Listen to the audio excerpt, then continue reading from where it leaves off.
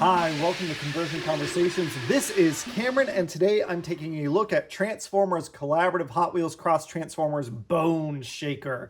And Boneshaker is awesome. This is I think a newer design, relatively speaking, right? Hot Wheels has been around since I think the 60s.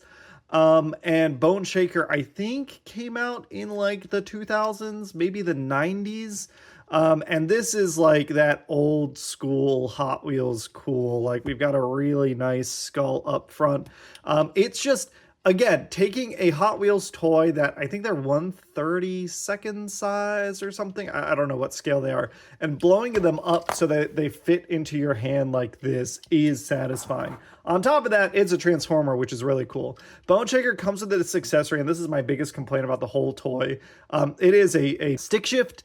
And that stick shift tabs in here, but it is oversized. It looks more like a lightning rod or something than anything else, but it can go there, and that's weapon storage. I would have much preferred if somehow it slid in underneath, somewhere back here, maybe as a fake exhaust, just something to get it more out of the way. But I think Bone Crusher looks better without it. You've got the Hot Wheels logo up front. You've got some rad flame detailing. I like the yellow to orange gradient. I like the red highlighting around it.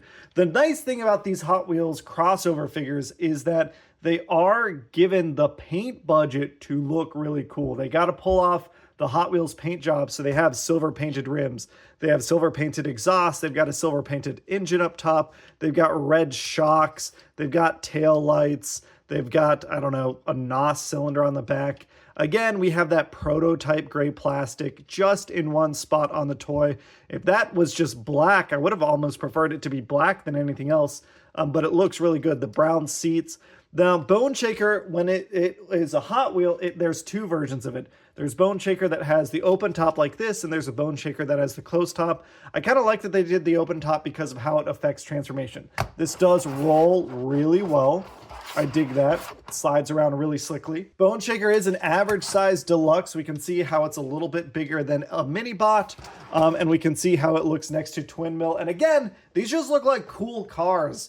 I really, really like the Hot Wheels crossover lines. If I stop collecting Transformers, I could see myself coming back and getting more of these guys. I don't need the G1 characters. I don't need iconic characters from the cartoon, but I do like new cars and new character designs based on those alt modes. That is something that is really satisfying to me. Boneshaker's transformation is pretty simple. It's got a couple cool tricks, but nothing groundbreaking here. We're going to come in and we're going to pull down these exhaust tubes. We're going to split out the wheels just to get things out of the way. We can come in on the back, and now we're going to separate from the front section to the back section. Kind of those two tabs come loose, and that lets us accordion out the legs. With those out of the way, we can come in from the back underneath the seats, and we're going to push things down and out of the way, flipping the seats around basically 270 degrees. It comes up top, it goes 180 and then 90 more. Yep. Then we can come in and we're going to flip down the front section of that windshield. I guess it's not a windshield because Boneshaker is kind of open cockpit. Bring down this, what is this? This is the back of the car. It comes down and then it folds in and tabs in. And I like how now his legs are like a solid chunk of mass. That is a really satisfying transformation right there. We can split the legs apart, and you can see kind of how there is some ankle tilt. We'll get into that in a second. We reveal some of this orange, which I really, really like. We can come in up top, and we're going to split out, or you might pop out the hands, but that is easy enough to give you grip to get the arms out on either side. If you didn't split out the hands already, you can flip them out now. We can come in up front, and we're going to bring down the center mass of the front of the car, which will reveal our head. Keeping this open for now so we can close out the panels that connect the arms to the torso. Then we can bring up this car front, the skull, bringing down and around the arms on either side, just bringing things down and around. And then we can come in and bring down the shoulders, bring these pieces back. They don't tab in anywhere, but there they go. We're going to flip out our Boneshaker head and give him his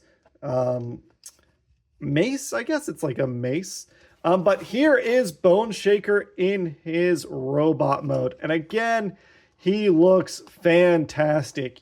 You can instantly, if you know Hot Wheels, I think you instantly know which car this is from. I really like a robot mode that does a good job integrating that alt mode. We've got a really lovely head sculpt here. That is a very good Transformers head sculpt. I like the mask and visor when the mask has a little bit of extra detail like that.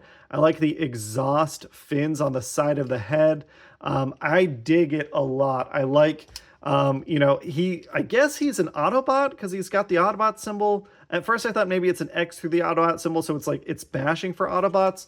I don't know if there's any lore on the back. It's got an Autobot symbol on it, so I'm going to assume this is the good guy. Does Twin Mill have? Twin Mill also has an Autobot symbol, so maybe Hot Wheels is just like no bad guys, which is a shame. I hope we get some Decepticon Hot Wheels guys. But we've got, unlike Twin Mills, I think this is a very good neck joint. I really appreciate the tiltage here.